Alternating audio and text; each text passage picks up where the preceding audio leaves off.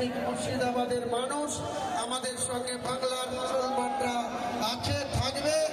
আগামী দিনে এই বাবরি মসজিদ কোনো অবস্থাতেই যেন কাজ ব্যাহত না হয়, তার জন্য গোটা বাংলার মুসলমান ভাইদের কাছে আমি দোয়া ভিক্ষা চাইছি।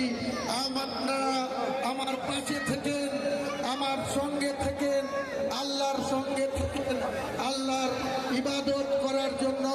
আমরা যে ঐতিহাসিক বাবরি মসজিদের পরিকল্পনা করেছিলাম, ইনশাল্লাহ আমাদের জীবন থাকতে আমরা কোনো অন্যায়কার কাছে মাথা নত করবো না, পিছু হটবো না।